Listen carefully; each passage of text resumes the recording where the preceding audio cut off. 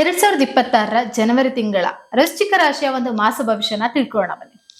ಇಷ್ಟೊತ್ತು ತುಲಾ ರಾಶಿಯ ಒಂದು ಮಾಸ ಭವಿಷ್ಯ ತಿಳಿಸ್ಕೊಡ್ರಿ. ಇನ್ನು ಮುಂದಿನ ರಾಶಿ ವೃಶ್ಚಿಕ ರಾಶಿಯ ಒಂದು ಮಾಸ ಭವಿಷ್ಯನ ತಿಳಿಸ್ಕೊಡಿ. ಖಂಡಿತವಾಗ್ಲೂ ನೋಡಿ, ವೃಶ್ಚಿಕ ರಾಶಿಯವರಿಗೆ ಒಂದು ಒಳ್ಳೆ ಸಮಯ ಇದು. ಯಾಕೆ ಅಂತಂದ್ರೆ ವೃಶ್ಚಿಕ ರಾಶಿಯ ರಾಶಾಧಿಪತಿ ಆಗಿರುವಂತಹ ಕುಜಗ್ರಹ 2ನೇ ಮನೆಯಲ್ಲಿ ಸಂಚಾರನ ಮಾಡ್ತಿದ್ದಾರೆ. ತದನಂತರ 3ನೇ ಮನೆಗೆ ಹೋಗ್ತಾರೆ.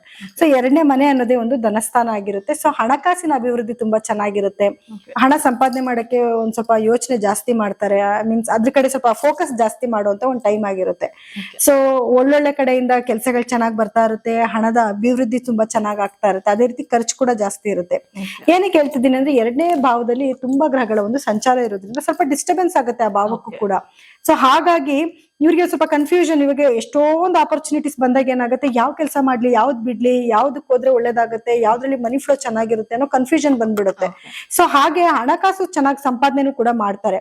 ಇನ್ನ 3ನೇ ಮನೆಗೆ ಸಂಚಾರ ಮಾಡಿದಾಗೂ ಕೂಡ ಏನಾಗುತ್ತೆ, ಸ್ವಲ್ಪ ಧೈರ್ಯವಾಗಿ ಕೆಲವೊಂದು ಡಿಸಿಷನ್ ತಗೊಳ್ಳುವಂಥದ್ದು, ಬೇಗ ಕೆಲಸಗಳನ್ನ ಮಾಡುವಂಥದ್ದು, ಮತ್ತೆ ಸ್ನೇಹಿತರಿಂದ ಇವರಿಗೆ ಹೆಲ್ಪ್ ಆಗತ್ತೆ. ತಮ್ಮ ತಂಗಿ ಯಾರನ್ನ ಇದ್ರು ಅಂದ್ರೆ ಅವ್ರ ಕಡೆಯಿಂದನೂ ಕೂಡ ಇವ್ರಿಗೆ ಹೆಲ್ಪ್ ಆಗತ್ತೆ. ಜನಗಳ ಮಧ್ಯದಲ್ಲಿ ಬೇಗ ಇವರು ತೋರಿಸ್ಕೊಂತಾರೆ. ಇವ್ರು ಮಾಡೋ ಕೆಲಸ ಬೇಗ ಜನಗಳಿಗೆ ರೀಚ್ ಆಗತ್ತೆ. ಸೊ ಇದೆಲ್ಲಾನು ಒಂದು ಖುಷಿ ಪಡುವಂತ ವಿಷಯನೇ. ಇನ್ನ ರಾಹು ಬಂದು ಇವರಿಗೆ 4ನೇ ಮನೆಯಲ್ಲಿ ಸಂಚಾರ ಮಾಡ್ತಾ ಇರೋದ್ರಿಂದ ತಾಯಿ ಆರೋಗ್ಯದಲ್ಲಿ ಸ್ವಲ್ಪ ಏರುಪೇರಿರುತ್ತೆ. ಅಂದ್ರೆ ಬೀಳೋದು, ಏಟ್ ಮಾಡ್ಕೊಳ್ಳೋದು, ಅಥವಾ ರಕ್ತಕ್ಕೆ ಸಂಬಂಧಪಟ್ಟ ಸಮಸ್ಯೆ ಬರೋದು, ಸ್ಟಮಕ್ ಪ್ರಾಬ್ಲಮ್ ಬರೋದು, ಈ ರೀತಿ ಆಲ್ರೆಡಿ ಅವ್ರು ಅನುಭವಿಸ್ತಾ ಇರ್ತಾರೆ. ಸೊ ರಾಹುವಿನ ಸಂಚಾರ ಬದಲಾವಣೆ ಆಗೋವರೆಗೂ ಕೂಡ ಇದು ನಿಧಾನಗತಿನಲ್ಲಿ ನಡೀತಾನೆ ಹೋಗ್ತಾ ಇರುತ್ತೆ. ಇದ್ ಬಿಟ್ರೆ ಇವರಿಗೆ ಪಾಸಿಟಿವ್ ಆಗಿ ಏನಾಗತ್ತೆ ಅಂತಂದ್ರೆ, ಸ್ವಲ್ಪ ಭೂಮಿ ಖರೀದಿ ಮಾಡುವಂಥದ್ದು, ಮನೆ ತಗೋಬೇಕು ಅಂತ, ಕಾರ್ ತಗೋಬೇಕು, ಇದೆಲ್ಲದಕ್ಕೂ ಕೂಡ ರಾಹು ಬೂಸ್ಟ್ ಮಾಡ್ತಾನೆ. ಸೊ ಅದನ್ನೆಲ್ಲದಕ್ಕೂ ಕೂಡ ಒಂದು ಒಳ್ಳೆ ಸಮಯ ಇದಾಗಿರುತ್ತೆ. ಸೊ ತಗೋಬೇಕು ಅನ್ನೋ ಪ್ಲಾನ್ ಕೂಡ ಇರುತ್ತೆ. ಈಗ ಹೆಂಗು ಮನಿ ಫ್ಲೋ ತುಂಬಾ ಚೆನ್ನಾಗಿರುತ್ತೆ. ತಗೊಳ್ಳೋ ಪ್ಲಾನಿಂಗ್ಸ್ ಕೂಡ ಅವ್ರಿಗೆ ಆಗಿರುತ್ತೆ.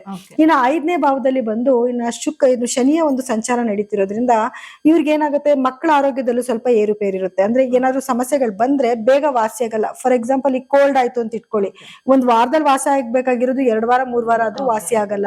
ಈ ರೀತಿ ಏನೇ ಸಮಸ್ಯೆ ಬಿದ್ದು ಏಟ್ ಮಾಡ್ಕೊಂಡ್ರು ಅದು ಕೂಡ ಬೇಗ ವಾಸಿ ಆಗಲ್ಲ. ಈ ರೀತಿ ಒಂದ್ ಸಮಸ್ಯೆಗಳಾಗತ್ತೆ. ಬಿಟ್ರೆ ಮಕ್ಕಳ ಆರೋಗ್ಯದಲ್ಲಿ ಸಮಸ್ಯೆ ಅನ್ನೋದು ಬಿಟ್ರೆ ಅವ್ರು ಎಜುಕೇಶನ್ ಅಲ್ಲಿ ಸ್ವಲ್ಪ ಮುಂದಿರ್ತಾರೆ.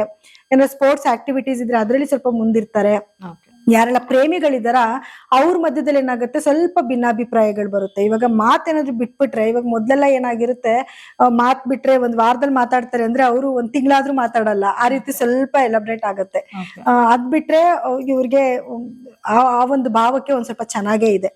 ಪ್ರೀತಿ ವಿಶ್ವಾಸದಲ್ಲಿ ನಾನು ಏನ್ ಹೇಳ್ದೆ, ಸ್ವಲ್ಪ ನೆಗೆಟಿವಿಟಿ ಏನಾದ್ರು ಮಾತಿಗೆ ಬಿಟ್ರೆ ನಿಧಾನ ಆಗೋದು, ಜಗಳ ಬಂದ್ರೆ ಮಾತಾಡೋದಕ್ಕೆ ಸ್ವಲ್ಪ ಲೇಟ್ ಆಗೋದು, ಈ ರೀತಿ ಆಗುತ್ತೆ. ಬಿಟ್ರೆ ಮನ್ಸೊಳಗಡೆ ಒಂದ್ ಒಳ್ಳೆ ಪ್ರೀತಿ ವಿಶ್ವಾಸ ಬಾಂಡೇಜ್ ಇದ್ದೇ ಇರುತ್ತೆ.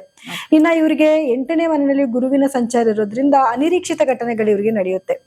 ಏನಾದ್ರೂ ಆಗಿರ್ಬೋದು, ಹಣಕಾಸು ಬರೋದಾಗಿರ್ಬೋದು, ಕಳ್ಕೊಳ್ಳೋದಾಗಿರ್ಬೋದು, ಖರ್ಚು ದಿಢೀರಂತ ಬರೋದಾಗಿರ್ಬೋದು, ಏನ್ ಬೇಕಾದ್ರೂ ಇವ್ರ ಜೀವನದಲ್ಲಿ ಕೆಲವೊಂದು ಅನಿರೀಕ್ಷಿತ ಘಟನೆಗಳು ನಡೆಯುತ್ತೆ. ಎಸ್ಪೆಷಲಿ ಆರೋಗ್ಯಕ್ಕೆ ಸಮಸ್ಯೆ ಅಂತ ಬಂದಾಗ BP ಅಥವಾ ಶುಗರ್ ಏನಾದ್ರು ಇದ್ರೆ ಅದು ಡೆವಲಪ್ಮೆಂಟ್ ಆಗುತ್ತೆ.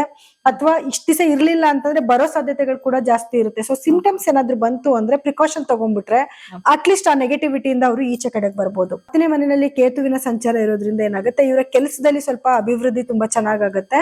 ಎಸ್ಪೆಷಲಿ ಯಾರೆಲ್ಲ ಆಧ್ಯಾತ್ಮಿಕವಾದ ವರ್ಕ್ ಮಾಡ್ತಾ ಇದ್ದಾರೆ ಅವ್ರೆಲ್ಲರಿಗೂ ಕೂಡ ಚೆನ್ನಾಗಿ ಅಭಿವೃದ್ಧಿ ಆಗುತ್ತೆ. ಮತ್ತೆ ಇವ್ರಿಗೆ ಏನಂದ್ರೆ ಟ್ರಾವೆಲ್ ಜಾಸ್ತಿ ಮಾಡ್ತಾರೆ. ದೇವಸ್ಥಾನಗಳಿಗೆ ಅದಕ್ಕೆ ಅಂತ ಹೋಗೋ ಟ್ರಾವೆಲ್ಸ್ ಸ್ವಲ್ಪ ಜಾಸ್ತಿ ಮಾಡುವಂತ ಸಾಧ್ಯತೆಗಳು ಜಾಸ್ತಿ ಆಗತ್ತೆ. ಇನ್ನು ಓವರ್ ಆಲ್ ಆಗಿ ನೋಡಕ್ ಹೋದ್ರೆ ಏನು ವೃಶ್ಚಿಕ ರಾಶಿಯವರಿಗೆ ಒಂದ್ ಸ್ವಲ್ಪ ಒಳಿತು ಜಾಸ್ತಿ ಆಗ್ತಾ ಇದೆ. ಕೆಡುಕು ಕೂಡ ಒಂದ್ ಸ್ವಲ್ಪ 1% 30% ಕೂಡ ಅದೇ ಆರೋಗ್ಯದಲ್ಲಿ ಸ್ವಲ್ಪ ಏರುಪೇರಾಗುತ್ತೆ. ಅದನ್ನ ಸ್ವಲ್ಪ ಗಮನ ಅನುಭವಿಸ್ತಾರೆ. ವಿದ್ಯಾರ್ಥಿಗಳು ಸ್ವಲ್ಪ ಎಕ್ಸಾಮ್ಸ್ ಅಲ್ಲಿ ಎಫರ್ಟ್ ಜಾಸ್ತಿ ಹಾಕ್ಬೇಕು. 8ರಲ್ಲಿ ಗುರುವಿನ ಸಂಚಾರ ಇರೋದ್ರಿಂದ ಸ್ವಲ್ಪ ಎಫರ್ಟ್ ಜಾಸ್ತಿ ಹಾಕ್ಬೇಕು. ಆದ್ರೆ ಯಾರೆಲ್ಲ ಸಂಶೋಧನೆಯಾದ ಒಂದು ವಿದ್ಯಾಭ್ಯಾಸ ಮಾಡ್ತಿದ್ದಾರೆ ಅವ್ರಿಗೆಲ್ಲ ತುಂಬಾ ಒಳ್ಳೇದಾಗತ್ತೆ. ಅವ್ರಿಗೆಲ್ಲ ಎಜುಕೇಶನ್ ಅಲ್ಲಿ ತುಂಬಾ ಮುಂದಿರ್ತಾರೆ. ಇನ್ನು ಅದು ಬಿಟ್ರೆ ನಾರ್ಮಲ್ ಆಗಿ ಅಂತ ನೋಡಕ್ ಹೋದಾಗ ಸ್ವಲ್ಪ ಇವರು ಎಫರ್ಟ್ ಜಾಸ್ತಿ ಹಾಕಿ ಓದ್ಬೇಕಾಗತ್ತೆ.